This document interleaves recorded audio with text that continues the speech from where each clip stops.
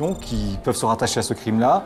Ou autour du crime, je parlais tout à l'heure on parlait de psychocriminologie, il y a un climat, il y a une ambiance qu'on retrouve sur toutes ces scènes de crime. Là, vous avez fait un dessin très précis. Oui, voilà, il y a des choses quand même qui sont parlantes, qui ont été appréciées après en justice et qui ont été complétées devant des magistrats, devant d'autres enquêteurs, et qui ont quand même conduit à la conclusion que Patrick Dys était innocent du double meurtre de Montigny-lès-Metz. Et en même temps, donc vous avez dû vous battre, vous étiez à l'intérieur de la gendarmerie à ce moment-là. C'était très courageux de votre part quand même, parce que vous avez envoyé vos conclusions et comment ça a été reçu parce que... Ouais, c'est simple, parce que là on est dans une procédure extraordinaire, donc quelque part je la connaissais que théoriquement. On sait que lorsqu'il y a un élément nouveau, on peut rejuger une affaire. Mais tout ça, ça n'existe qu'une fois par siècle, visiblement, ou 2 fois au maximum. Donc moi j'ai amené un procès verbal, ça s'appelle comme ça quand on est gendarme ou officier de police, relatant une conversation que j'avais eue avec Francis Holm, ou des éléments qu'il m'avait communiqués. Et après, c'était le début d'un long parcours, parce que les éléments que j'ai amenés, ça a été en 93, et c'est en 97 que le dernier jugement, que le premier jugement de l'affaire Dys est arrivé, et en 2000 que ça s'est terminé. Ce n'est donc pas cette affaire et cette histoire qui vous a donné envie de devenir enquêteur privé? Non, parce que dans le même temps, alors c'est vrai que ça m'a peut-être fait mûrir plus vite et analyser différemment mon système, mais dans le même temps, les lois ont changé. En juin 2000, il y a eu beaucoup de changements dans notre procédure pénale, et notamment, ça a laissé la place, à mes yeux, à l'enquête privée. Donc je me suis dit, ici, il y a un nouveau métier qui est basé notamment sur la demande d'acte qui est offerte à tout justiciable. C'est-à-dire que des gens peuvent demander des choses précises dans le cadre de leur affaire, et ces choses-là, il faut savoir qu'un avocat ne peut pas investiguer, donc il ne peut pas aller les chercher lui-même. Je me suis dit, ici, c'est un nouveau métier. Et c'est comme ça que je me suis installé comme enquêteur privé, et la première affaire sur laquelle j'ai travaillé, ce sont les disparus de Lyon. Et Émile Louis. Émile Louis.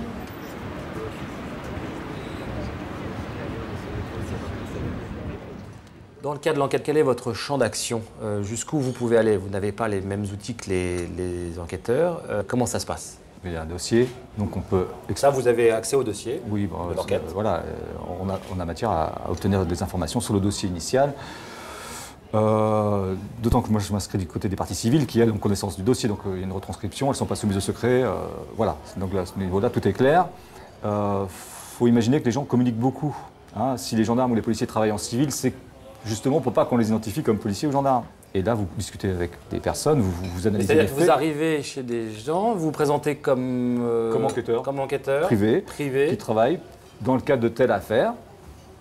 Et les gens vous parlent. Et les gens vous parlent, comme un journaliste, par exemple, qui mènerait son enquête. Il n'y a aucun changement. Ouais. Et je dirais presque que je suis convaincu d'avoir aujourd'hui plus d'informations sous cette forme-là qu'auparavant. Ouais. Et vous parlez de co-enquête, et non pas de contre-enquête. Voilà, moi je ne suis pas contre le système. Le but, c'est d'amener des informations pour que la vérité sorte, dans la mesure où ces informations sont prises en compte. Donc, ce n'est pas que j'arrive le premier avant les enquêteurs. Si j'ai des informations, ou si je détermine dans mon analyse ou dans les recherches que des éléments sont très importants pour une enquête, ce n'est pas à moi d'aller d'entendre le suspect potentiel, mais par contre de communiquer ça aux enquêteurs en leur disant « Attendez, j'ai des informations qui semblent être importantes pour votre affaire, voilà pourquoi elles sont importantes », ou je transmets ça directement aux enquêteurs ou au juge d'instruction via l'avocat qui demandera après aux enquêteurs d'entendre cette personne-là. Alors vous avez acquis une solide expérience en tant qu'enquêteur, une expérience et des connaissances que vous avez souhaité théoriser aussi un petit peu. Vous travaillez notamment, et vous êtes chargé de cours à l'Institut de criminologie et de sciences humaines de l'Université de Rennes 2. Est-il important pour vous de transmettre ce savoir ? Je pense que c'est très important parce que j'ai un parcours quand même qui maintenant commence à s'inscrire dans le temps. Je n'ai pas croisé que Francis Holm, j'ai travaillé sur Émile Louis qui est quand même un personnage aussi tristement célèbre. Là je m'intéresse au cas de Fourniret. Oui, je pense que c'est très important de transmettre. Ouais. Et justement de modéliser, d'essayer de faire que cette transmission ne soit pas due à un parcours commun ou d'amener quelqu'un avec moi longtemps, mais qui soit une transmission immédiate. Ouais. L'Institut de criminologie et de sciences humaines de Rennes 2 n'est pas qu'un lieu d'enseignement, c'est aussi un lieu de recherche qui développe des nouveaux outils d'aide à l'enquête en utilisant les sciences humaines. Et notamment, je crois qu'il y a eu des recherches faites sur le portrait robot. Oui, alors le portrait robot, ça c'est effectivement un outil offert aux enquêteurs pour traduire un souvenir.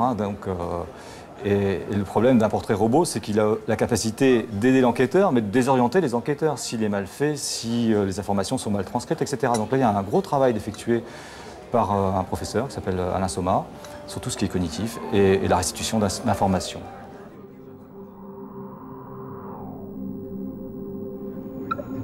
Chaque jour, nous croisons des centaines de visages. Mais combien reste imprimé dans notre mémoire? Et de quelle manière? Les circonstances, l'émotion ressentie, le degré d'attention, le type de rencontre sont autant de facteurs qui influent sur la qualité du souvenir. Pourtant, la reconnaissance d'un visage familier nécessite à peine une demi-seconde. Alain Soma, chercheur au laboratoire de psychologie de l'Université de Rennes, s'est penché sur cette question de la mémoire des visages. Pourquoi la mémoire des visages est quelque chose pour nous psychos, de tout à fait passionnant? Parce qu'elle pose un vrai problème. Lorsqu'on voit des visages, on y est confronté au quotidien.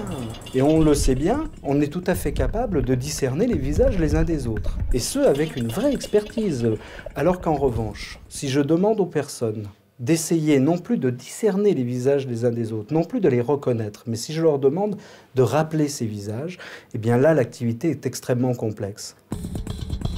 Autrement dit, on voit bien qu'il y a un problème, c'est cette activité de description. Et il faut le dire, c'est pas parce que nous ne disposons pas du vocabulaire nécessaire. Pour reconnecter cette activité cérébrale au mot, à notre vocabulaire, donc pour améliorer ses entretiens, l'universitaire a pris ses étudiants comme cobayes pour monter une expérience aux allures de polar. Dans un amphithéâtre, un enseignant était en train de faire un cours à des étudiants.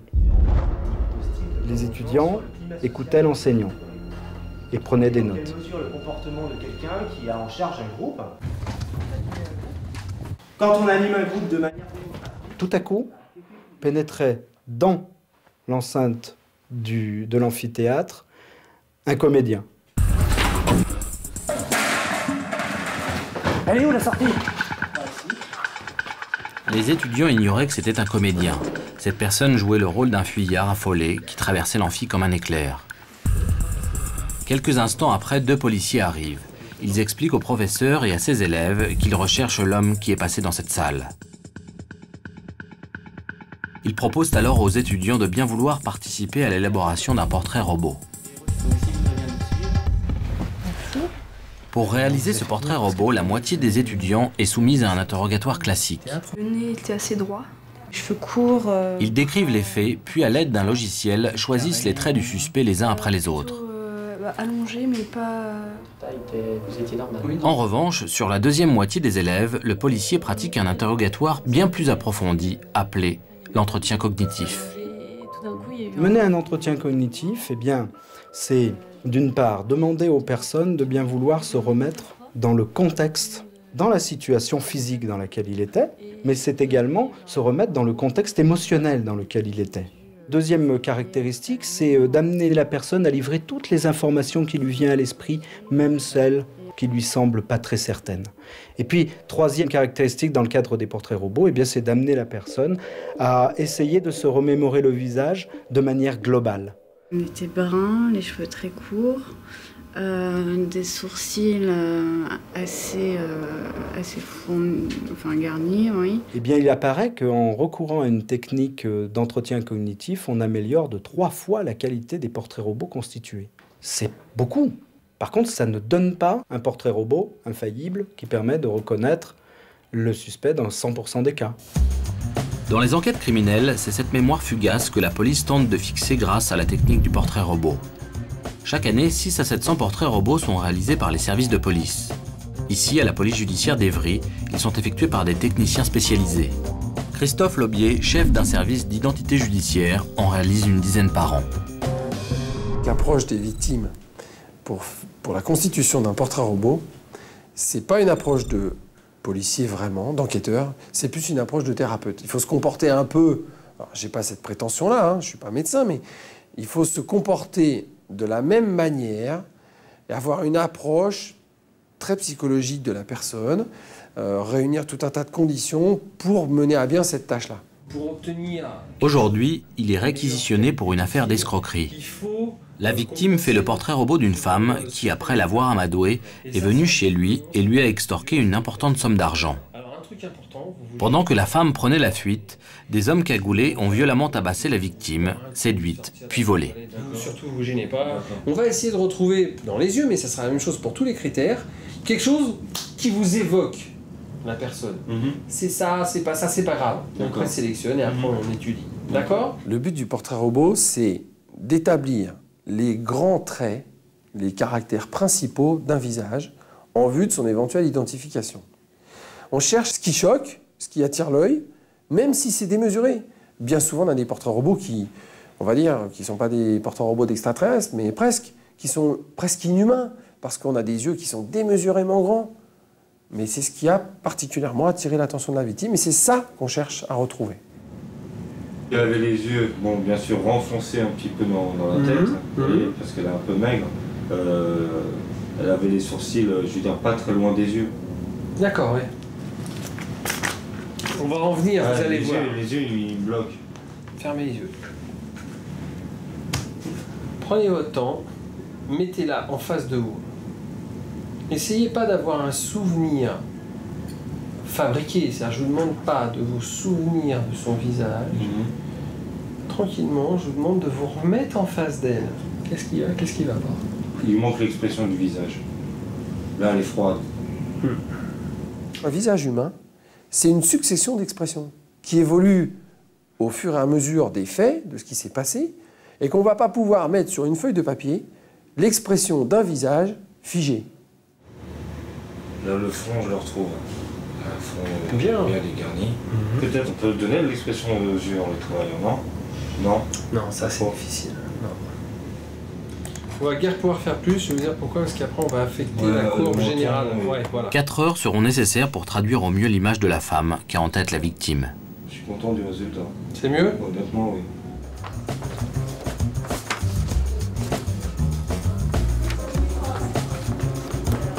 Et ben là, j'affiche le portrait robot que je viens de terminer sur un tableau qui est fait pour ça au service et qui permet à tous les enquêteurs de passer, puis de prendre connaissance d'enquêtes qu'ils n'ont pas forcément à charge, puis de faire le lien peut-être avec un de leurs dossiers ou quelqu'un qu'ils ont pu croiser. Et voilà.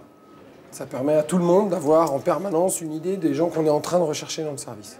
Il arrive aussi que le policier auditionne plusieurs personnes pour un seul agresseur.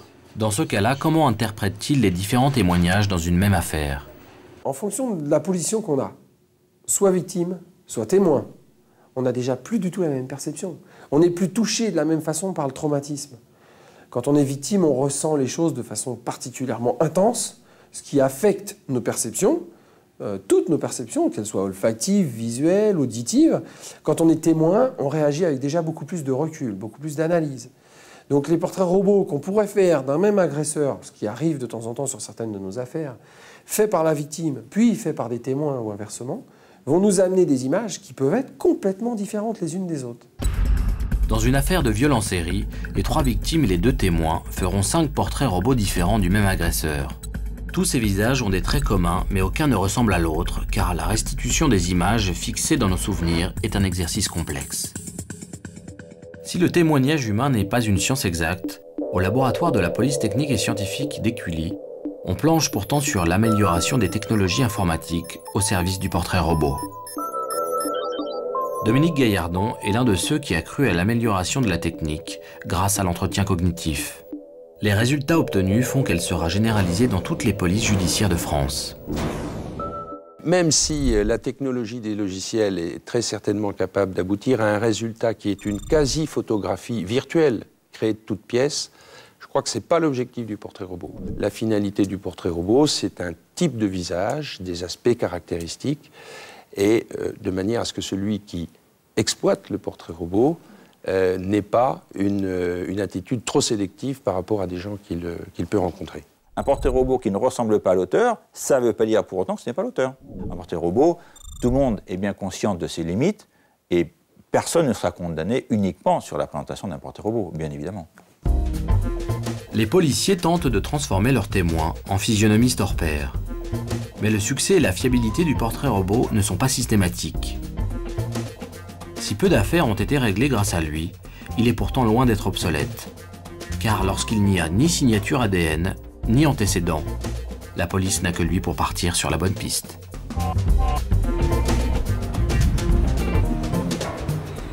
Jean-François Abgral, comment vous sélectionnez vos dossiers? Parce que j'imagine que vous avez de nombreuses demandes, tout de même. Alors de gens qui sont souvent dans la détresse, s'il s'agit des familles, mais aussi parfois de gens qui ont été condamnés injustement. Mais alors, c'est très difficile de juger de leur innocence potentielle. J'imagine que ça doit être très compliqué. Alors, c'est clair que je refuse